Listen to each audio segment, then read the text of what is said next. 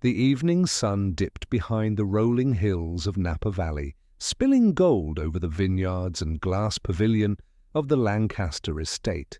Crystal chandeliers glimmered like captured starlight, laughter floated over champagne bubbles, and a string quartet played a lilting tune that sounded too perfect to be real. At the center of it all, Celeste Morgan, radiant in lace and diamonds, was every inch the bride people envied. Her smile sparkled in the golden light as she clung to the arm of her husband, Dr. Marcus Hale, the city's most sought-after cardiologist. Cameras flashed. Guests toasted.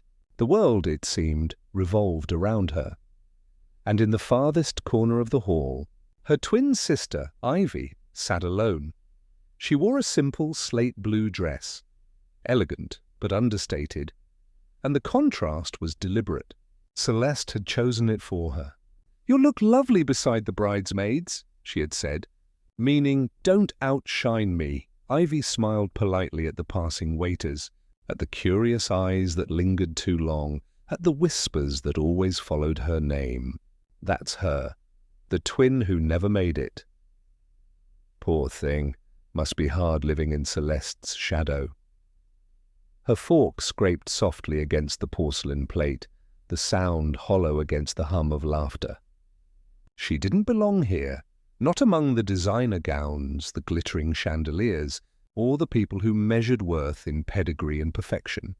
Outside the glass wall, the last rays of sunlight bled into the horizon, setting the vineyards ablaze with amber fire. Ivy set down her glass, deciding she'd had enough pretending, enough being the invisible twin. She would slip out quietly. No one would even notice. Then a voice, low and smooth, brushed against her ear. "Pretend you're with me." She froze, turning slightly. She saw him. Tall, dark suit, perfectly tailored. The kind of man who carried the air of quiet authority that didn't need to announce itself. His eyes were grey like a storm about to break, and when he spoke again, his tone was casual but commanding. "Everyone's watching," he murmured. "Let's give them something better to talk about." Before she could react, his hand slipped into hers. Firm, steady, warm. He drew her up from her chair, his movements confident, practiced. Around them the music shifted to a slow waltz. I don't even know your name," she stammered. "You don't need to," he replied with the faintest smirk. "Just follow my lead." He led her onto the dance floor. The crowd turned. The whispers changed. "Who is she dancing with?" "Is that Adrian Vaughan?" "The billionaire?" Impossible. The name rippled through the guests like a spark catching dry leaves.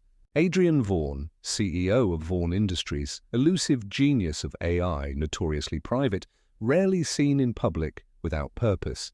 And here he was, dancing with the wrong twin. Ivy's pulse thundered in her ears. "This is insane," she whispered. "Probably," he murmured, his lips almost touching her ear. "But you're doing great." She tried to focus on the rhythm. 1, 2, 3. But all she could feel was the steady pressure of his hand on her back, guiding her with precision and grace. His scent, cedar, rain, something clean and sharp, clouded her senses. When he spun her gently, her dress fluttered like the wings of a bird finally taking flight. For the first time that night, the eyes on her didn't sting. They shimmered. He caught her again, their faces only inches apart. "You're not used to attention, are you?" he asked softly. "I'm used to being invisible," she said, surprising even herself. He studied her for a moment, the smirk fading into something gentler. "Then let's change that." The song ended and applause erupted. Celeste looked on from the head table, smile frozen, glass halfway to her lips. Ivy stepped back, flustered, but Adrian didn't release her hand immediately. Instead, he leaned close, his voice barely above the music. "See you soon." Ivy Morgan. And then he was gone, like smoke dissolving into air. leaving behind the faint echo of cologne and 100 curious stares. Ivy stood there, heart hammering, unsure what had just happened. Was it a prank? A performance? Some strange act of pity? But as she turned to leave, she caught sight of her reflection in the mirror behind the bar. Eyes bright, cheeks flushed, alive. For the first time in years, she didn't look like Celeste's twin. She looked like herself. Outside, the cool night wrapped around her shoulders. In the distance, the vineyards glimmered beneath the moonlight, whispering secrets only the brave dared to follow. Ivy didn't know it yet, but that night, a stranger's whisper had rewritten the story she'd been living all her life, and it had only just begun. The rain in San Francisco came soft and steady that morning, tapping against the windows of Ivy Morgan's studio like a metronome of quiet persistence. Her small space, half workshop, half dream, smelled faintly of paint and cedar wood. Designs for upcoming clients covered the corkboard, all muted colors and clean lines. She'd thrown herself back into work since Napa, trying to erase the memory of that night, of grey eyes, a commanding voice, and a stranger who'd made her feel seen. But no matter how hard she tried, she couldn't stop replaying it, the waltz, his hand guiding hers, the words that had lingered like an echo. "See you soon, Ivy Morgan." "Ridiculous," she muttered, brushing sawdust off her jeans. He probably forgot my name the second he left. The bell above the door chimed. Ivy didn't look up. "We're not open yet," she called, reaching for her sketchbook. A deep voice answered, calm, unmistakable. "Then it's a good thing I'm not here to shop." Her pencil froze mid-line. She turned. Standing in the doorway, framed by the grey light, was Adrian Vaughan. Rain dotted his black coat. His tie was perfectly in place, as if storms had no authority over him. His presence filled the small studio instantly. Too large, too composed for the cozy chaos of her world. "What are you doing here?" Ivy asked, pulse quickening.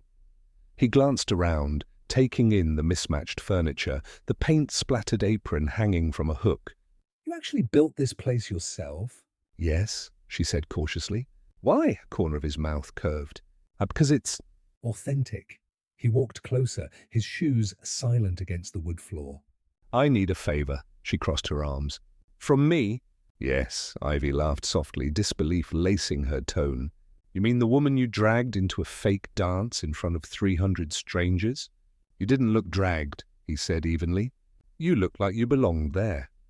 Heat rose to her cheeks. Annoyance, embarrassment, something else she didn't want to name. "Well, I didn't. So whatever you're about to ask, the answer is probably no." He ignored that. "I need you to pretend to be my girlfriend." Silence.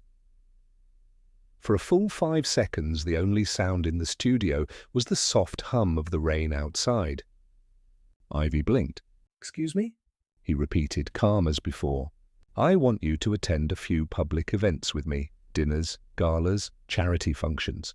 Appearances matter in my industry, and—" He paused, his gaze flicking briefly toward the floor. "It would make things easier if people thought I was—" "Involved? Easier?" she echoed. "You mean for business?" "And for peace," he said quietly. Something flickered behind his composed expression. A flash of fatigue, maybe even loneliness. "It vanished as quickly as it came." "You must have hundreds of women willing to play that part," she said, struggling to sound unaffected. "I don't need someone willing," he replied. "I need someone honest," she blinked. "Honest?" He met her eyes. "You didn't care who I was that night. You didn't try to impress me. You told the truth. In a room full of people pretending. That's rare." Ivy frowned, torn between skepticism and a strange pull she couldn't name. "And what exactly do I get out of this little arrangement?" "Freedom," he said simply. "Freedom?" From being invisible, her breath caught. It was almost cruel how easily he'd pierced her defenses. He set a small folder on her desk.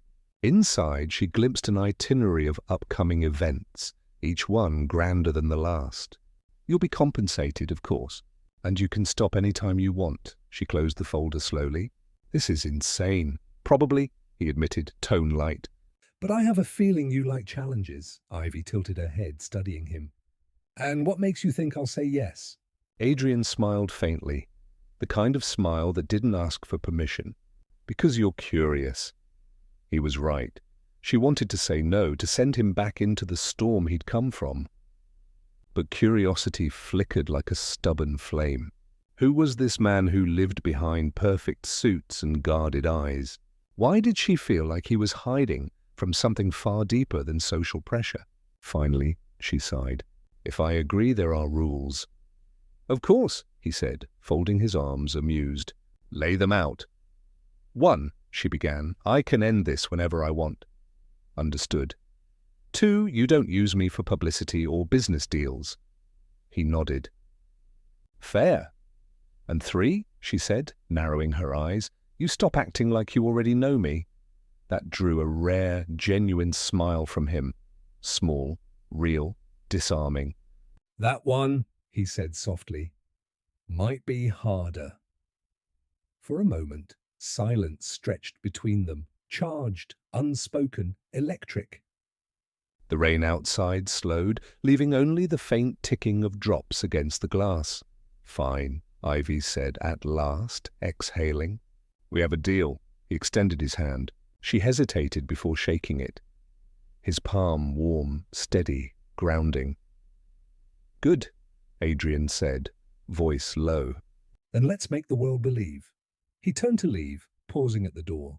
Oh, and Ivy. She looked up. Next time wear red, he said. It suits you better than blue. When the door closed behind him, Ivy stood still for a long while, staring at her reflection in the window. Her heart raced, and her hands trembled slightly. This was supposed to be just business, a performance, but somehow it already felt like the beginning of something that could rewrite everything. The city woke under a soft veil of fog, turning San Francisco into a muted watercolor. Ivy sat by her studio window, coffee untouched, eyes lost somewhere between the skyline and the memory of him, Adrian Vaughn. The name alone carried weight and trouble. Every instinct in her screamed to walk away, to stay small, invisible, safe. Yet, ever since he walked into her life, the air itself felt different, charged, unpredictable, alive. By mid-morning, she still hadn't touched a single sketch. Her mind was trapped in last night's storm, in that handshake that had felt more binding than any written contract. When the bell above the door chimed again, her pulse betrayed her. Adrian stood there, perfectly composed, holding a slim leather folder. You didn't think I'd wait too long, did you? I thought you might take the hint, she said dryly. He smiled. Hints are for people afraid of clarity. I prefer terms. He placed the folder on her desk. Inside was a pristine typed contract. The title made her laugh. Public Image Partnership Agreement. She read aloud. That's charmingly corporate. I like things defined, he said simply. She skimmed through the pages. Standard legal jargon about confidentiality, image rights, duration of collaboration. The pay was generous, almost absurdly so. So that's it? She asked, lifting her gaze. You get a pretend girlfriend. I get to buy a new espresso machine. Something like that, he said. Eyes steady. But there was something else in his expression. Something that contradicted his calm tone. Ivy leaned back, crossing her arms. You do realize this sounds insane, right? I've been called worse? She set the contract down and studied him carefully. Why me, Adrian? Out of everyone you could have picked. He hesitated, just a second too long. Because you don't need me. The honesty of it disarmed her. For a moment she forgot to breathe. You could have chosen someone easier to manage, she said quietly. I don't want manageable, he replied. I want real. Her heartbeat tripped. You do remember this is supposed to be fake, right? He smiled faintly. Fake doesn't have to mean hollow. There it was again. That undertone, a sincerity he seemed desperate to hide behind irony. She turned back to the contract. "I'm adding a few things. Go ahead." Ivy pulled a pen from the desk and began scribbling in the margins. "Clause 1, I can walk away any time. No questions asked." "Already agreed," he said. "Clause 2, I don't attend anything illegal, immoral, or unbearably boring." His mouth twitched. "You'll have to define boring. Some of my shareholders might take offense." "Then let them," she said, signing her initials beside the line. "Clause 3, she continued, pausing to look at him directly. "You don't touch my designs. My business stays mine," but that one seemed to catch him off guard. "I wasn't planning to," he said softly. "Good, I built this with my own hands." He nodded once, seriously this time. "And that's exactly why I chose you." For a moment, silence hung between them. Not awkward, but weighted with mutual understanding. The kind that happens when two people, completely different, recognize the same kind of solitude in each other. Finally, she signed the bottom of the page. Officially ridiculous, he took the papers, scanning her added notes with the ghost of amusement. "You realize you just out-negotiated half my legal team? Maybe you should hire me instead," she said, trying to sound playful, though her pulse refused to calm. Adrian closed the folder and extended his hand once more. "Then we have a deal, Ms. Morgan." Her fingers brushed his. The contact was brief, but electric, a current she hadn't felt in years. "Fine," she said, voice quieter now. "But this is just a business arrangement."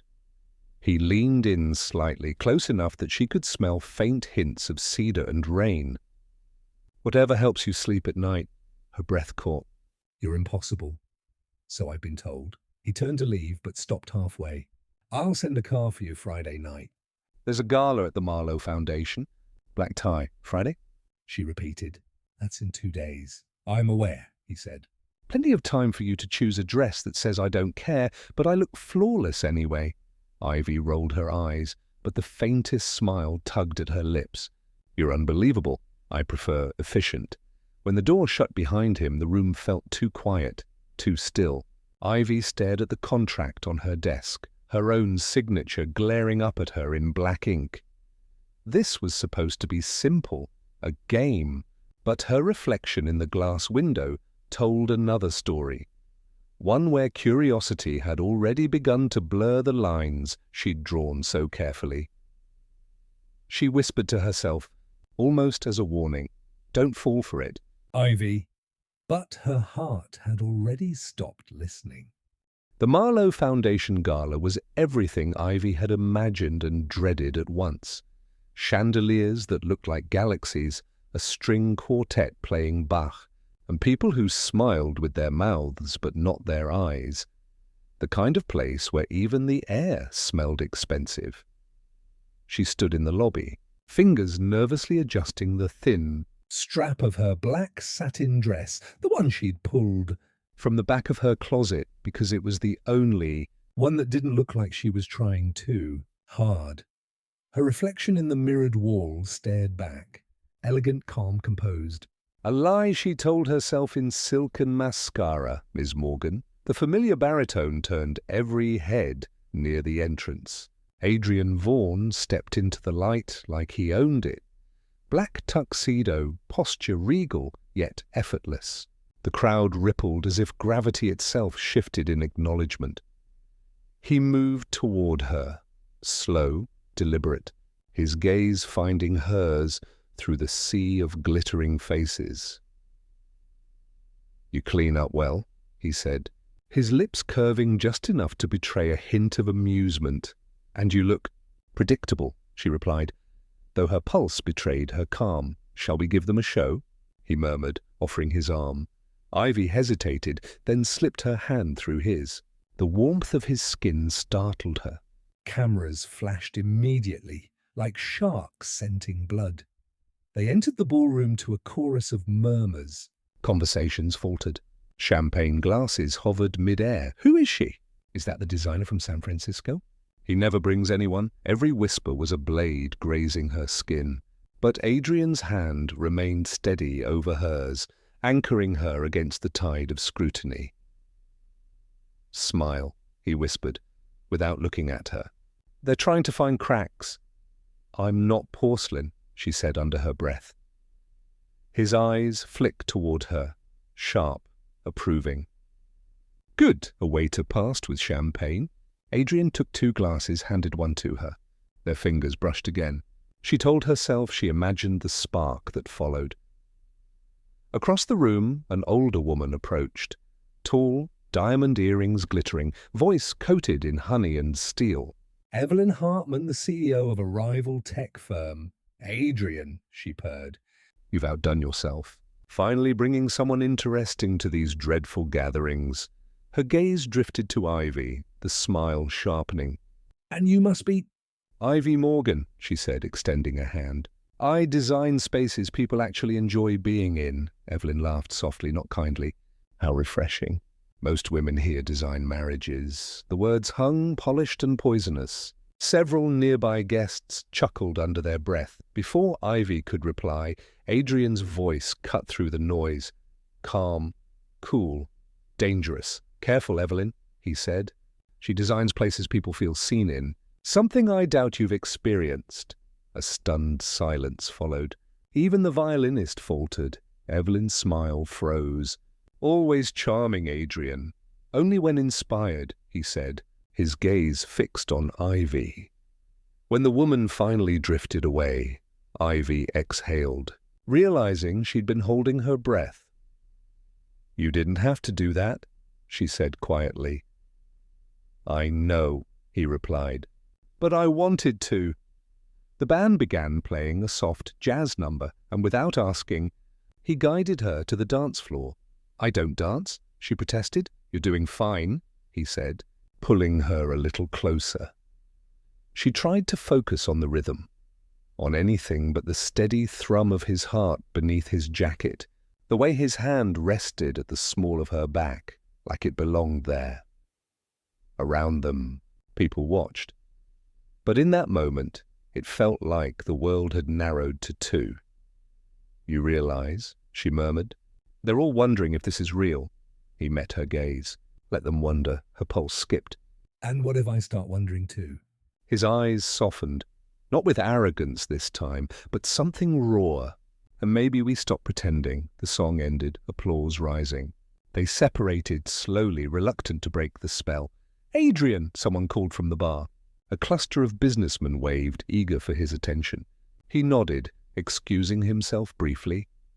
Left alone, Ivy found herself at the edge of the ballroom, watching him.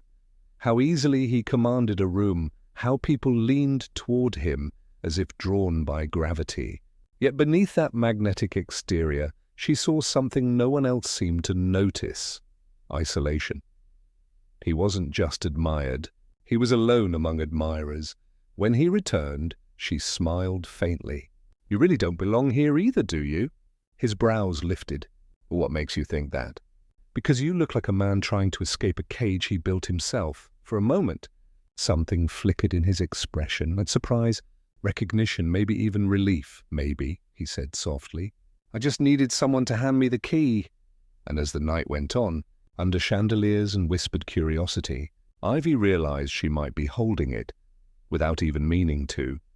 The next afternoon, Ivy told herself she'd imagined it. The warmth of his hand, the way his gaze lingered, the faint sincerity hidden behind his immaculate composure. By Monday morning, the gala was already a headline. "The billionaire and the mystery designer, who is Ivy Morgan?" Her phone wouldn't stop buzzing. Messages from old clients, acquaintances who'd never cared before. She turned it face down, pretending the silence meant control. That evening, rain streaked down the glass walls of her studio. She was bent over a sketch table, trying to focus on a renovation proposal, when a soft knock startled her. She turned. Adrian Vaughan stood in the doorway, drenched from the rain, holding 2 grocery bags. What are you doing here?" she stammered. He raised an eyebrow, the corner of his mouth lifting slightly. "I figured we could eat something that doesn't come from a ballroom." Her brain took a moment to process that the world's most untouchable CEO was standing in her humble studio kitchen. "Holding celery. You cook?" She asked, suspicious. "Define cook," he said, walking in like it was the most natural thing in the world. "I can follow instructions, mostly." He began unloading the bags: pasta, tomatoes, garlic, basil, simple, human things. "Pasta?" she asked, incredulous. "Don't judge." "Everyone starts somewhere." The image of Adrian Vaughan in her kitchen, rolling up his sleeves, might have been the most absurdly intimate thing she'd ever seen. "You could have just sent a thank you email," she teased. trying to hide her nerves. "I don't do thank you emails," he replied. "They're too easy to ignore." For a while, the only sounds were rain tapping the window and the soft rhythm of the knife on the cutting board. Adrian chopped tomatoes with surprising precision. "Years of negotiation," he said, when she noticed. "Teaches you how to keep your hands steady." Ivy stirred the sauce, sneaking glances at him. Without the tailored suit, without the spotlight, he looked human. His hair slightly disheveled, sleeves rolled to his elbows, a faint scar near his wrist, a detail too small for newspapers to notice, but too intimate for her to ignore. "So," she said carefully. "Why me?" He looked up. "What do you mean?" "At the wedding, the gala." "Of all people, why ask me to play along?" He hesitated. For the first time she saw uncertainty flicker in his eyes. "Because you didn't look at me the way everyone else does," he said finally. "Not like I was a story or an opportunity." "You looked like you wanted to be anywhere but there." She let out a quiet laugh. "So I was convenient misery?" He smiled faintly. Compatible solitude. Their eyes met. A pause, fragile but full. "Does it ever get exhausting?" she asked softly. "Being the person everyone watches?" He didn't answer right away.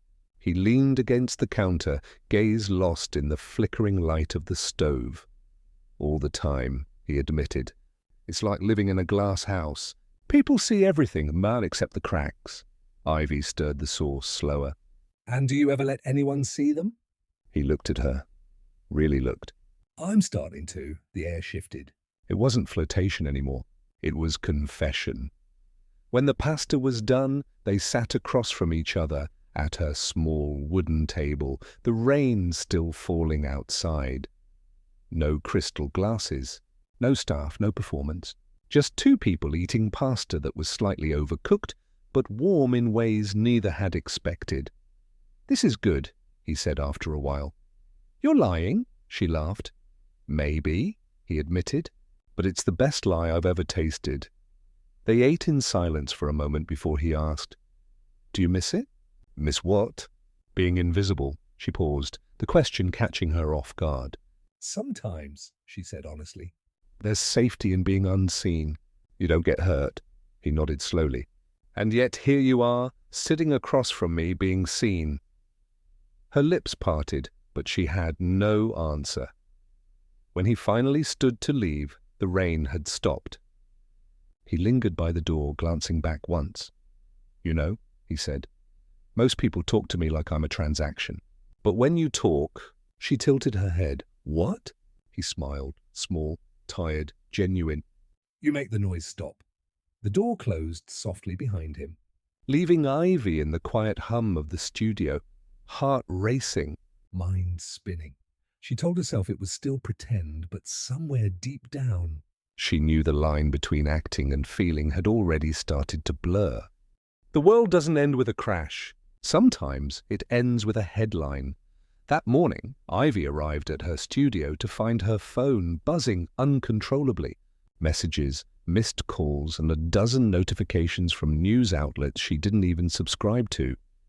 She froze when she saw the words, "Tech billionaire Adrian Vaughan under investigation for offshore money laundering."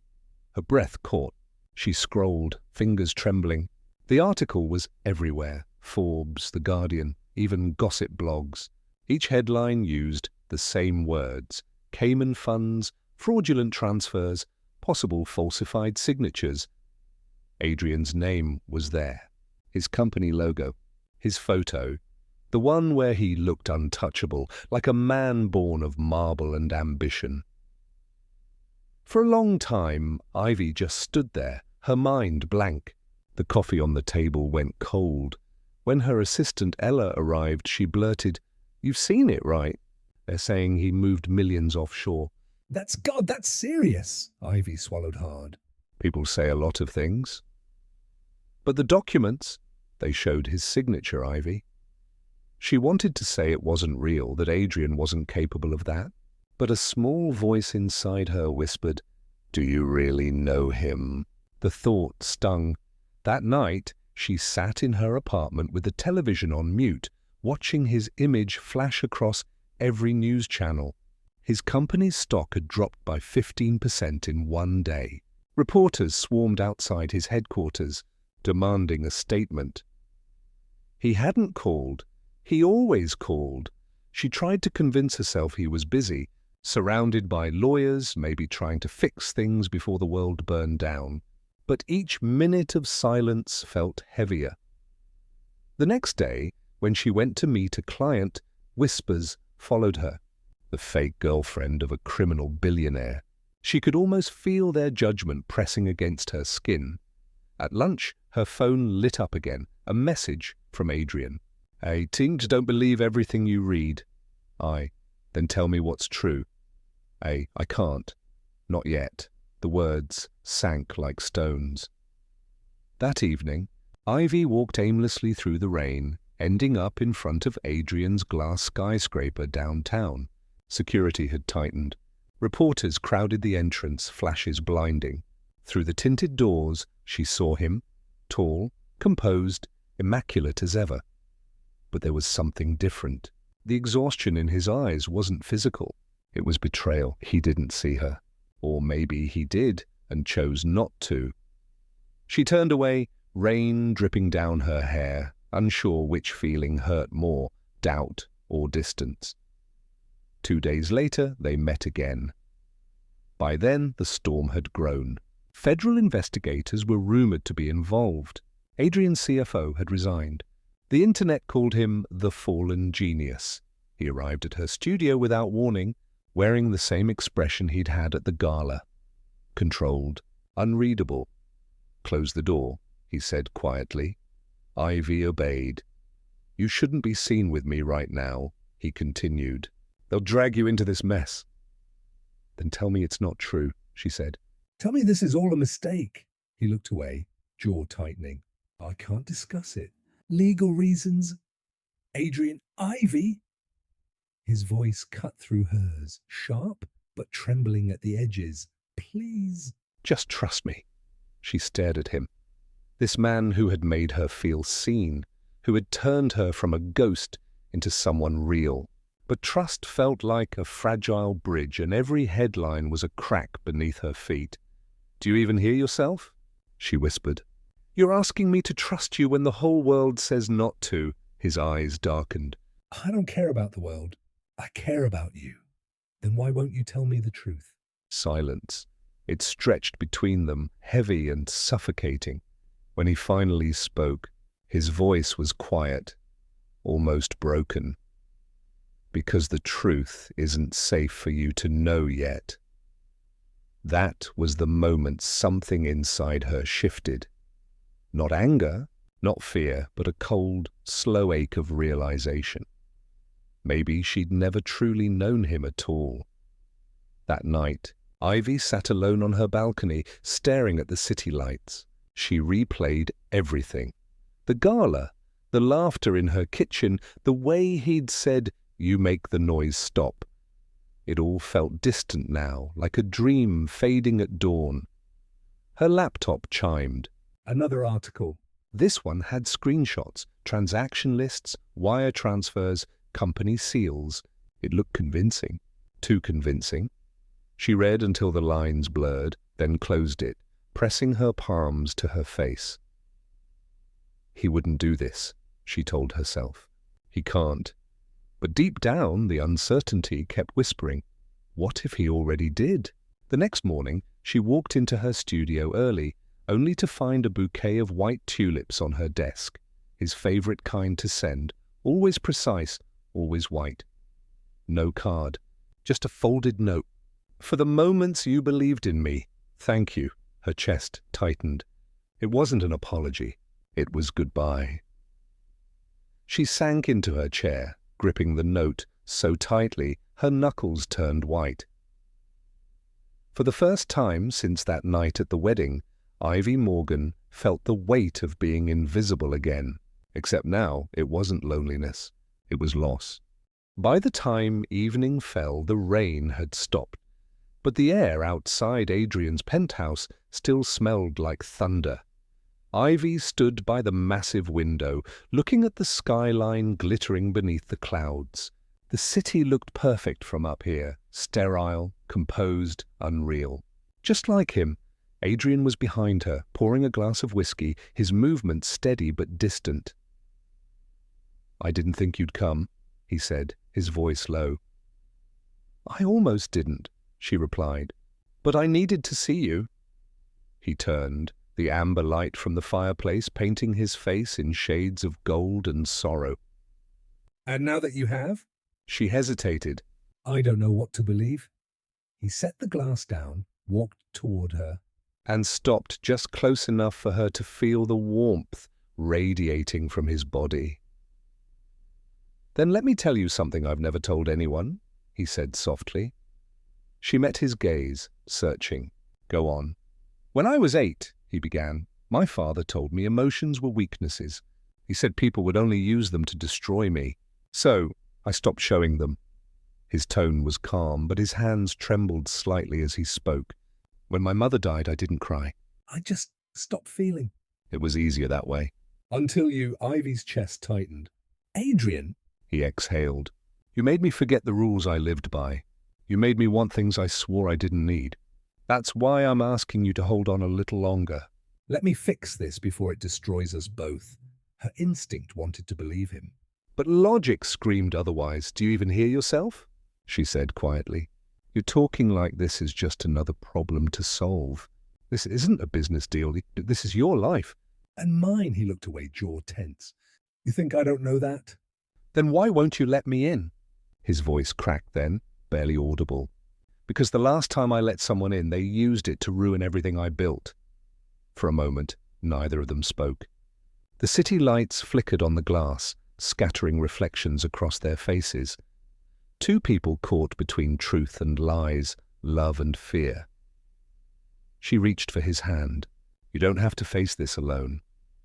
He didn't move, but his fingers twitched beneath hers, betraying a quiet ache. "Maybe I deserve to." The words stung like ice. "No one deserves to be alone," she whispered. "Not even you." He looked at her then, really looked. His eyes were the color of winter, but something fragile flickered behind them. "You still trust me?" She hesitated. "I want to." That was all it took. He leaned forward, brushing his lips against her forehead, a touch so careful it almost wasn't there. When he stepped back, the air between them shifted. Warmer. Heavier, almost dangerous. Later that night, She sat on the couch watching him work across the room. His laptop glowed softly, numbers and documents flickering on the screen. The silence between them wasn't awkward. It was suspended, like the world was holding its breath. At some point, he glanced up, catching her stare. "What?" "Nothing," she said, smiling faintly. "You just look..." "Tired." He gave a small laugh, the kind that wasn't quite real. "Tired is my default setting." She wanted to walk over, to touch him, to tell him she believed him. But something stopped her. That whisper of uncertainty that had been growing louder each day. The next morning, Ivy woke to a world on fire. Her phone buzzed non-stop. Calls, texts, headlines. Federal investigation confirms links between Vaughan Industries and Cayman accounts. Adrian Vaughan's personal signature verified. Her pulse quickened. The photos showed official documents, the kind that couldn't easily be faked. Adrian's name was stamped on every page. Her breath caught when she saw his face on live television. Walking out of the courthouse, cameras flashing. He didn't look at the reporters, didn't say a word, but she saw something in his eyes, a storm, cold and controlled. And then her phone rang. It was Ella. "Ivy, are you watching the news? They're saying he might lose everything." Stocks, partnerships, even his board. I saw, Ivy whispered. Are you okay? Was she? She didn't know. All she could hear was the echo of his voice the night before. "Let me fix this before it destroys us both." Her heart twisted. Had he been protecting her or lying to her? She closed her eyes, pressing a hand over her chest, feeling her heartbeat race beneath her fingers. The sound of her own breath filled the empty studio. And for the first time since the night they met, Ivy wasn't sure which version of Adrian Vaughan she had fallen in love with. The man who saved her from a world of pretense, or the man who built one bigger than she ever imagined. The city was different now, colder, quieter, as if it too held its breath for the storm surrounding Adrian Vaughan. 3 days had passed since the scandal broke. Ivy hadn't heard from him once. Not a text, not a call, not even a single line explaining what had happened. She told herself to stay out of it, that whatever was happening was beyond her, but the silence burned through her like acid. So, on the 4th morning, she took the subway downtown and walked into Vaughan Industries with her heart hammering in her throat. The receptionist froze when she saw her. "Is Morgan?" Mr. Vaughan isn't. I'm not here for him, Ivy said, forcing calm. I just need to pick up some design files I left from the gala project. The woman hesitated but nodded. 15th floor. "You know the way?" She did. The hallway smelled the same. Faint coffee, polished marble, and that lingering note of sandalwood that always followed Adrian. But something in the air felt heavier, stripped of its usual precision. People whispered behind frosted glass doors. Security men paced the corridors. By the time she reached his office, her hands were trembling. The door was unlocked.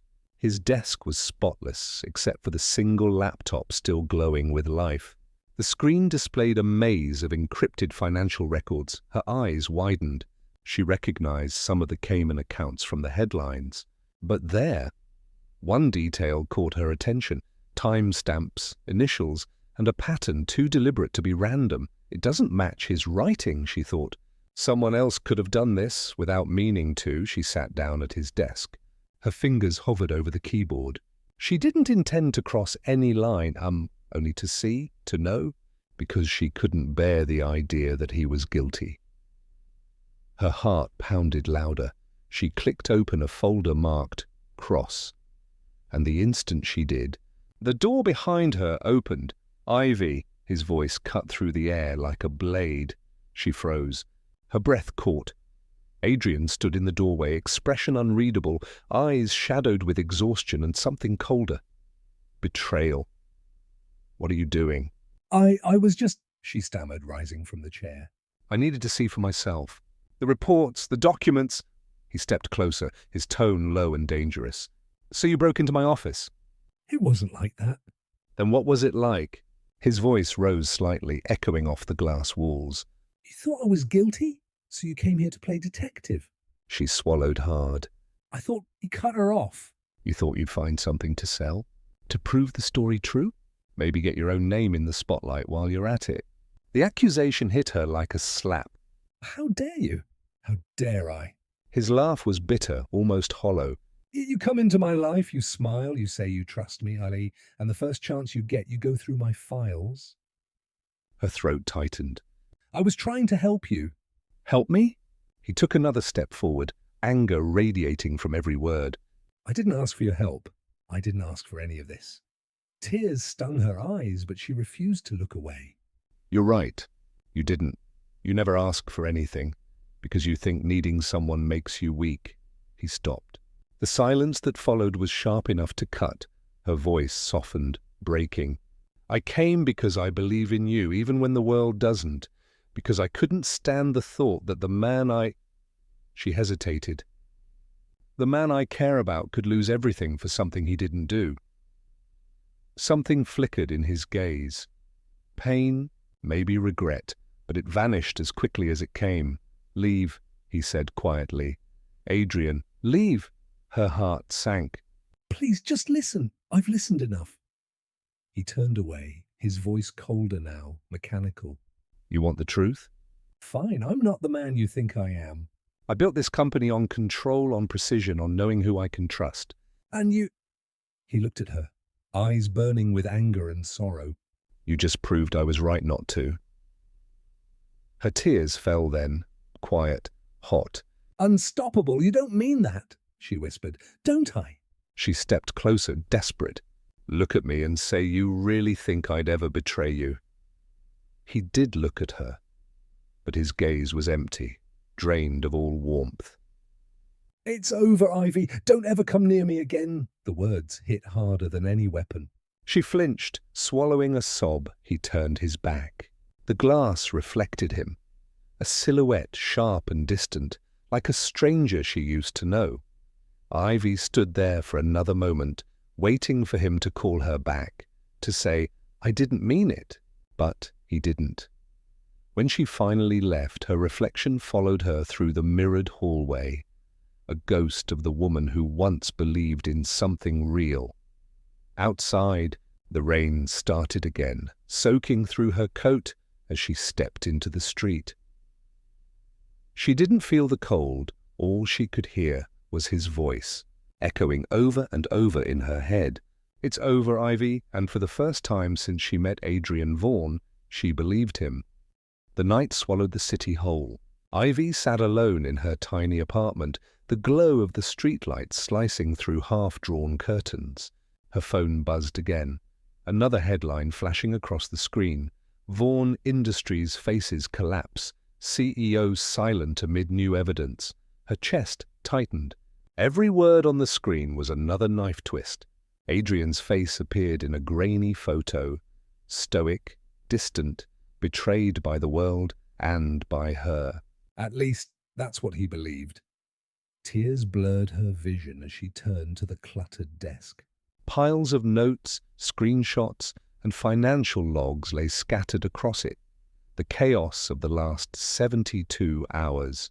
She hadn't slept. Not since he told her to leave, but one name kept surfacing through the fog. Victor Cross. She remembered it from the folders she saw that morning, listed under Overseas Partnerships. At first, it seemed harmless, a regular executive authorization. But now, as she combed through the public records, something didn't add up. The Cayman transfers were signed with Adrian's encryption key, but the login timestamps occurred when Adrian was in New York for a press conference. Cross had access then. Her pulse raced. She muttered to herself, it wasn't him. "It was Victor." Her fingers flew across the keyboard. She traced Victor's shell companies, small firms under fake names, all registered within months of each other. Money funneled from the foundation's charity accounts. Straight into offshore holdings. Her heart pounded. This is it. This proves it.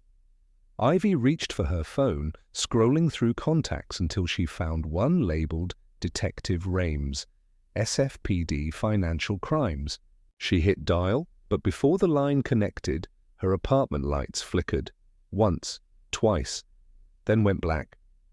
Her breath hitched. The sound of heavy boots echoed in the hallway.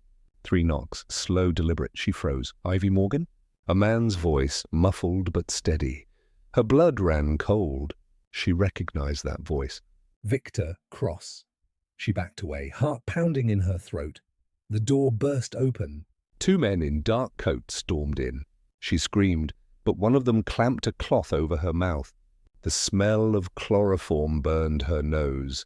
The world tilted, colors bleeding into darkness. When she woke, the air was cold and smelled of rust.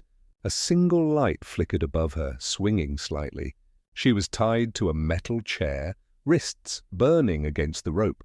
Footsteps approached. "Welcome back," Victor said, stepping into the light. His smile was casual, almost polite, like he was greeting an old friend instead of his captive. "What do you want?"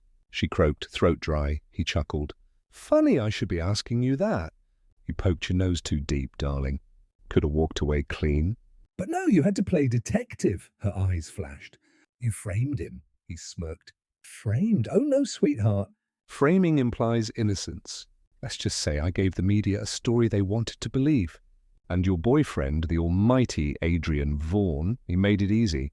All that pride. All that silence. He crouched down, looking at her. He doesn't even know you're gone, does he? Ivy glared, silent. Victor sighed dramatically, pulling a gun from his coat and twirling it lazily.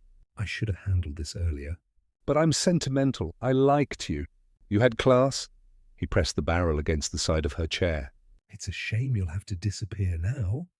The words hung in the air, thick and final. Then crash. A metallic sound split the silence. The door to the warehouse burst open, flooding the room with harsh white light. Step away from her, Cross, Adrian's voice. Low, steady, unmistakable. Victor spun around, startled. Adrian? He stood at the doorway, dressed in black, a pistol in his hand, a streak of blood along his temple. Behind him, two of his private security agents fanned out, guns raised. I told you this partnership would end badly, Adrian said, advancing. Victor laughed, cold and reckless. You're too late, Vaughan. You already lost everything. Your company, your reputation, your little plaything.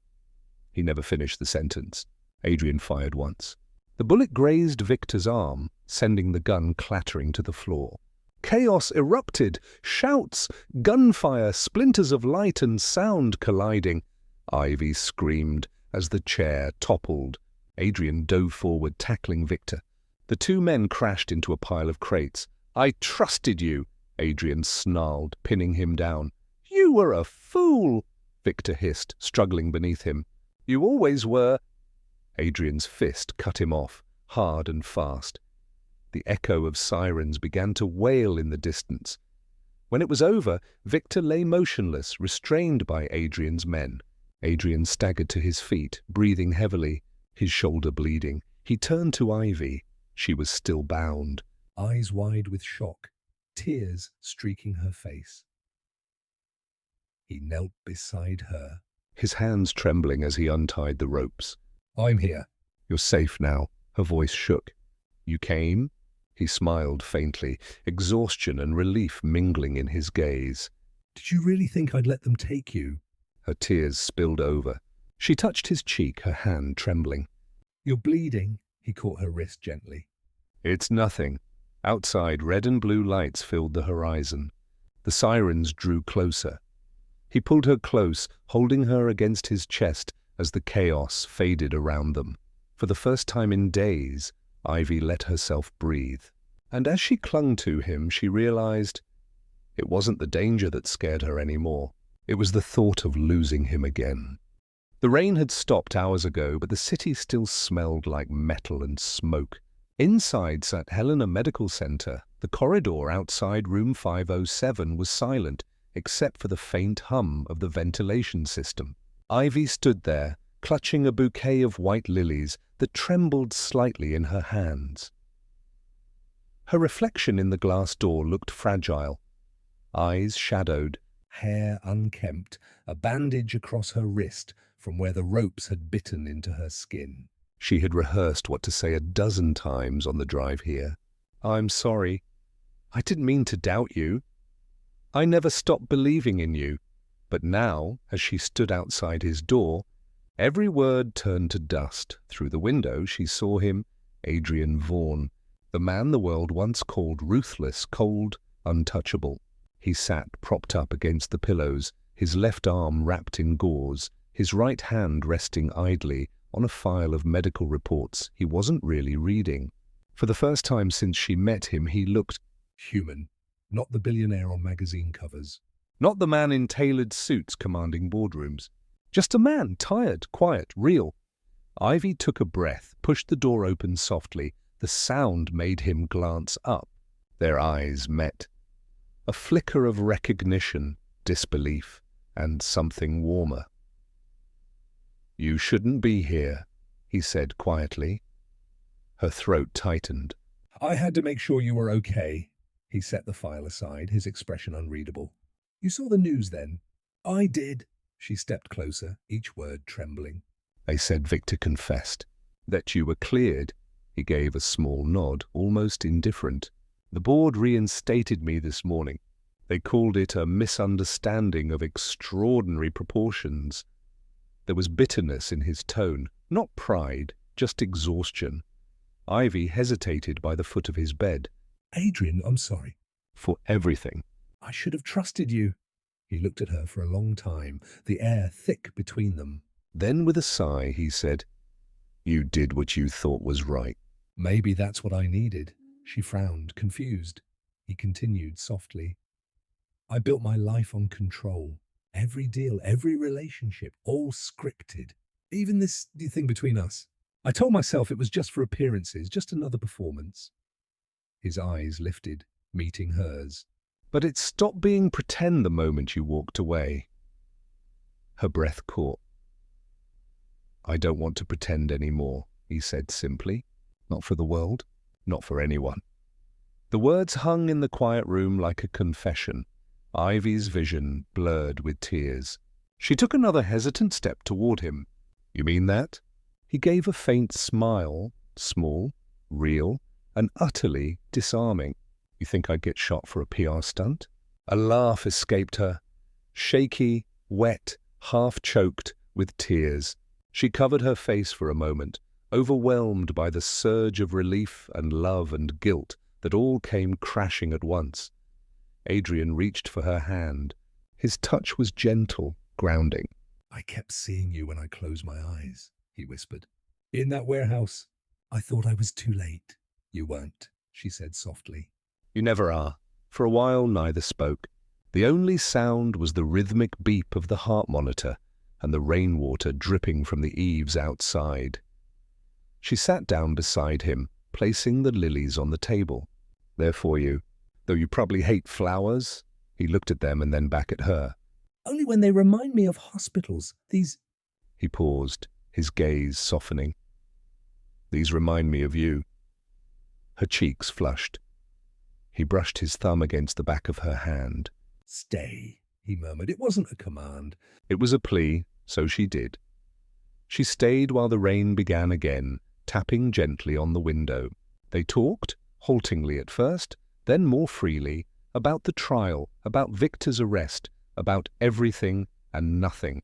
He told her he would step down from the board, take time off, rebuild his company from the ground up, without the walls he used to hide behind.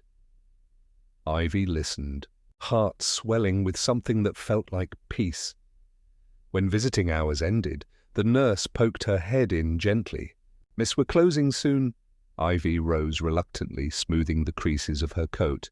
I'll come back tomorrow. But before she could turn, Adrian caught her wrist. Clara? He began, then stopped himself, almost smiling. Ivy, yes? Tomorrow's too far away. She blinked, not sure if she'd heard him right. Then he added, voice lower, rawer. Come back tonight. She laughed through her tears. That's not how hospital rules work. Then break them, he said, the corner of his mouth lifting. She leaned down, kissed his forehead gently. We'll see. As she turned to leave, he whispered behind her. I love you, Ivy Morgan. Her steps faltered. She looked back, saw him watching her, unguarded, the way she'd never seen him before. And for the first time since that night in Napa Valley, she finally believed it wasn't an act. The sun hung low over the rolling hills of Napa Valley, spilling gold across the rows of vines that stretched endlessly toward the horizon. The air smelled of summer grapes and distant laughter from the villa, where the last guests of the afternoon were leaving. Ivy stood at the edge of the vineyard, her hands brushing the tender leaves of the vines, heart pulsing with a quiet rhythm that matched the rustle of the wind. It had been exactly 1 year since the night that changed everything, a year since the chaos, the betrayal, the rescue, a year since she'd learned that love could survive the wreckage of mistrust, if both hearts were willing to stay. Now, She was back where it all began, but nothing felt the same. Behind her, footsteps approached. Measured, steady, familiar. Still prefer the view from here? She turned. Adrian Vaughan stood a few steps away, dressed simply in a white shirt, sleeves rolled up, the breeze teasing through his hair. The sharp-edged CEO had softened.